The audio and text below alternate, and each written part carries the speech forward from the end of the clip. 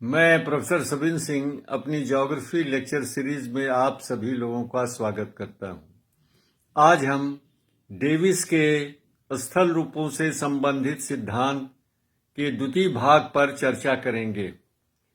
पिछले लेक्चर में मैंने आपको बताया था कि डेविस का मूलभूत सिद्धांत क्या है, और वह है किसी भी प्रदेश में स्थलाकृतियों में समय के परिवेश में क्रमानुगत परिवर्तन होता जाता है, अर्थात ऊंचाई में हमेशा अवनयन होता जाता है और ये विकास की श्रृंखला समयबद्ध होती है। इसलिए डेविस के सिद्धांत को या डेविस के मॉडल को कह लीजिए, हम टाइम बाउंड थियरी या time dependent evolution of landform कहते हैं। और चूंकि लगातार ऊंचाई में कमी होती जाती है, इसलिए हम इसको डीके मॉडल भी कहते हैं। तो डिवीजियन मॉडल को हम डीके मॉडल या टाइम डिपेंडेंट लैंडफॉर्म मॉडल का नाम देते हैं। डेविस महोदय ने अपने स्थलाकृतियों से संबंधित सिद्धांत का प्रतिपादन 2 लेखों के माध्यम से किया था। पहले बता चुका हूं कि पहला लेख जो है 1889 में इनका reverse and valleys of Pennsylvania प्रकाशित हुआ था, जिसमें इन्होंने नदी के जीवन चक्र के पूर्ण जीवन चक्र का उल्लेख किया था, अर्थात नदी के विकास में चक्रीय संकल्पना का उल्लेख किया था, complete cycle of river life. और दूसरा इनका सर्वप्रसिद्ध सिद्धांत आया था, लेख आया था, वह जियोग्राफिकल साइकिल इन 1899। और जियोग्राफिकल साइकिल में नदी द्वारा होने वाले अपर्दन की प्रक्रिया को 3 अवस्थाओं में इन्होंने व्याख्या की थी। तो ये समझ लीजिए कि डेविस का मौलिक सिद्धांत है समय के परिवेश में किसी प्रदेश में स्थल रूपों में क्रमबद्ध विकास अवनयन होना। और इस सिद्धांत की व्याख्या के लिए डेविस ने जियोग्राफिकल साइकिल का उपयोग किया था, जिसमें इन्होंने जलीय प्रक्रम यानी नदी प्रक्रम का उदाहरण लिया था, जो आगे चलकर के प्रसिद्ध हुआ फ्लूवियल साइकिल ऑफ इरोजन या सिंपली साइकिल ऑफ इरोजन।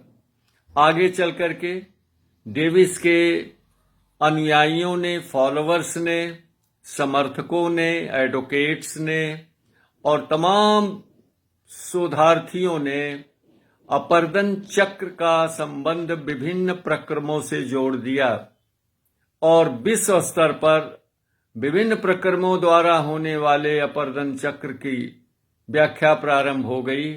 जैसे जल के द्वारा होने वाले अपर्दन चक्र को फ्लूवियल साइकिल ऑफ इरोजन, वायु द्वारा होने वाले अपर्दन चक्र को एरिड साइकिल ऑफ इरोजन, वायु अपर्दन चक्र, फिर कास्ट अपर्दन चक्र, हिमानी अपर्दन चक्र, और तो और 1950 ईस्वी में जर्मनी में, जहां अधिकांश विद्वान डेविस के घोर विरोधी थे, एलसी पेल्टियर महोदय ने परिहिमानी अपर्दन के साथ भी चक्रीय संकल्पना को जोड़ दिया और उनका ये आया सिद्धांत पेरीग्लेशियल साइकिल ऑफ इरोजन।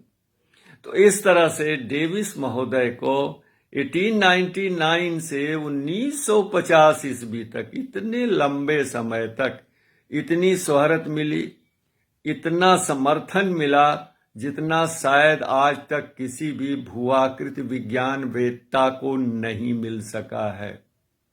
तो डेविस में क्या ऐसा था जो इनके सिद्धांत की व्यवहारिकता विश्वव्यापी हो गई थी? तो आइए हम जानते हैं। पहली बात तो यह है कि डेविस ने अपने सिद्धांत को सरल रूप में, रोचक रूप में और सरल शैली में, भाषा में प्रयुक्त किया था।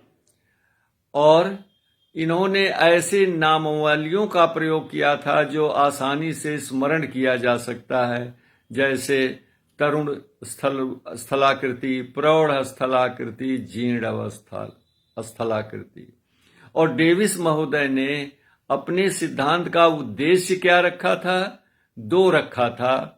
किसी प्रदेश के स्थल रूपों का व्यवस्थित क्रमबद्ध वर्णन करना, systematic description of land form, ये बता चुका हूं पहले आपको। दूसरा क्या था कि किसी प्रदेश में स्थल रूपों का जननिक वर्गीकरण करना, to present a genetic classification, यानी उत्पत्ति के आधार पर स्थल रूपों का वर्गीकरण करना।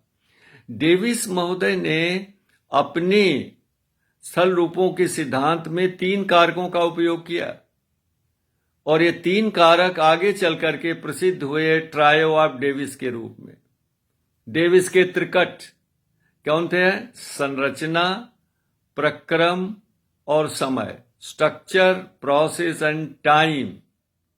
और इसी आधार पर आगे चल करके उनके अनुयायियों ने और लेखकों ने, शोधार्थियों ने, विद्वानों ने उसे सूक्त के रूप में, संकल्पना के रूप में प्रस्तुत कर दिया, जैसे landscape is a function of structure, process and stages, कि किसी भी प्रदेश में स्थल रूप संरचना, प्रक्रम और अवस्था का प्रतिफल होता है, या landscape is a function of structure, process and time.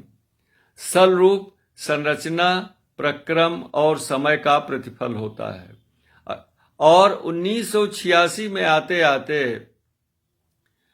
KJ Gregory महोदय ने इसे एक समीकरण के रूप में प्रस्तुत कर दिया। तो डेविस के 3 कारक आगे चल करके जियोमॉर्फोलॉजिकल समीकरण के रूप में प्रसिद्ध हुए, यानी उसको एक मैथमेटिकल जामा पहना दिया गया, और that is known as geomorphological equation, जिस पर हम आगे किसी लेक्चर में चर्चा करेंगे, भूआकृतिक समीकरण के विषय में।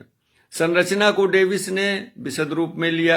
संरचना के अंतर्गत 3 एस्पेक्ट प्रमुख होते हैं। नेचर ऑफ रॉक, चट्टानों की प्रकृति, जिसके अंतर्गत हम देखते हैं कि चट्टान अवसादी है, मेटामॉर्फिक है या आग्नेयशैल है। दूसरा, डिस्पोजिशन ऑफ रॉक बेड्स, चट्टानों के स्तरों की स्थितियां कैसी हैं, यानी वो वलित हैं, फोल्डेड हैं, फॉल्टेड हैं, भ्रंशित हैं, या इंक्लाइंड है, झुकी हुई हैं, एक दिशा में झुकी हुई हैं, यूनिक्लिनल स्ट्रक्चर इत्यादि। और भौमिकी संरचना के अंतर्गत देखते हैं फॉल्टिंग की position, faults, fracture, rafting and lineament. ये सब मिल करके किसी भी प्रदेश में स्थल रूपों के विशेषताओं और विकास को बड़े पैमाने पर प्रभावित करते। डेविस ने अपने इस स्थल रूपों के सिद्धांत, कौन से सिद्धांत? कि समय के परिवेश में स्थल रूपों में क्रमिक विकास, इसकी व्याख्या के लिए उन्होंने जियोग्राफिकल साइकिल का उपयोग किया, जिसमें उनकी मान्यता थी कि प्रारंभ में लघु समय में त्वरित गति से उत्थान होता है। There is a rapid rate of short period, rapid rate of upliftment. अब जब तक उत्थान समाप्त नहीं होता, अपर्दन प्रारंभ नहीं होता है। जब उत्थान समाप्त हो जाता है तो अपर्दन के प्रक्रम, जिसमें उन्होंने नदी का पहले उदाहरण लिया था, कार्य करना प्रारंभ कर देते, और तब अपर्दन चक्र जो होता है वह 3 अवस्थाओं से होकर गुजरता है, तरुण, प्रौढ़ और जीर्ण अवस्थाओं से। और इस तरह से तरुणावस्था में नदी में ऊर्जा अधिक होती है, अपर्दन करने की क्षमता अधिक होती है, इसलिए वैली डीपनिंग अधिक होती है। प्रौढ़ावस्था में नदी में ऊर्जा कम होने लगती है, इसलिए वैली वाइडनिंग होती है, और अंत में आते आते ये पेनीप्लेन का निर्माण होता है, जिसके ऊपर कॉन्वेक्सो कॉनकेव ढाल वाली अवशिष्ट पहाड़ियां दृष्टिगत होती हैं, जिसको डेविस ने मोनार्डनाक नाम दिया। पिछले लेक्चर में मोनार्डनाक नाम क्यों दिया ये मैं आपको बता चुका हूं। ये जो मान्यता थी डेविस की, यह आलोचना का सबसे अधिक शिकार हुई। अधिकांश लोगों ने पहले तो चक्र शब्द पर ही टीका टिप्पणी प्रारंभ की कि स्थल रूप स्थलाकृतियों के विकास के चक्र को मानव जीवन के चक्र से इसकी तुलना नहीं की जा सकती है। और दूसरा ये कि अपर्दन उत्थान की समाप्ति की प्रतीक्षा नहीं कर सकता। जैसे ही उत्थान प्रारंभ होता है अपर्दन भी प्रारंभ हो जाता है। देखिए, डेविस महोदय एमएससी मैथमेटिक्स थे और हार्वर्ड यूनिवर्सिटी में फिजिकल ज्योग्राफी के प्रोफेसर थे। क्या उनको इतना आभास नहीं था कि अपर्दन जो है उत्थान होते ही हो सकता है? देखिए, जब कोई मॉडल प्रस्तुत किया जाता है, कोई सिद्धांत बनाया जाता है, तो माइनर डिटेल्स को छोड़ देते हैं, उसको सरल रूप में प्रस्तुत करते हैं। डेविस जानते थे, लेकिन उन्होंने मान्यता दी कि त्वरित गति से लघु समय में उत्थान होता है। ये तो आलोचना का विषय हो सकता है, लेकिन उस समय अपर्दन जो होता है वो इतना कम होता है कि परिलक्षित नहीं होता है। इसलिए डेविस महोदय ने इसे नजरअंदाज किया। और जब प्लेट टेक्टोनिक्स थ्योरी आई तो लोगों ने पुनः आपत्ति व्यक्त की कि दीर्घ काल तक स्थलखंड स्थिर दशा में नहीं हो सकता है। यस, डेविस ये भी जानते थे कि स्थलखंड कोई प्रदेश दीर्घ काल तक स्थिर दशा में नहीं रह सकता है, उसमें उत्थान या अवतलन हो सकता है। तो जब कभी उसमें उत्थान या अवतलन होगा तो चक्र में बाधा उत्पन्न हो जाती है, जिसको इन्होंने नाम दिया interruption in cycle of erosion. और ये स्थल भाग में उत्थान या समुद्र तल में सी लेवल के में ऋणात्मक परिवर्तन यानी सी लेवल के नीचे जाने से अपर्दन चक्र की अवधि बढ़ जाती है, यानी नदी तरुणावस्था में पहुंच जाती है और फिर अपने नदी को घाटी को गहरा करने लगती है। इसे रिजोनेशन नाम दिया उन्होंने। रिजोनेशन हो सकता है, या स्थलखंड में अवतलन हो जाए, या समुद्र तल ऊपर उठ जाए, आधार तल ऊपर उठ जाए, तो अपर्दन चक्र का समय कम हो जाएगा। यहां भी बाधा उत्पन्न हुई। इसको नाम दिया उन्होंने interruption of cycle of erosion. तो रिजोनेशन और interruption of cycle of erosion की व्याख्या इन्होंने की जब इन्होंने आपत्तियों के स्पष्टीकरण में अपना मत प्रस्तुत किया था। तो डेविस महोदय का सिद्धांत इतना सरल सुरुचिपूर्ण था कि यह जो है विश्वव्यापी इसको समर्थन मिला।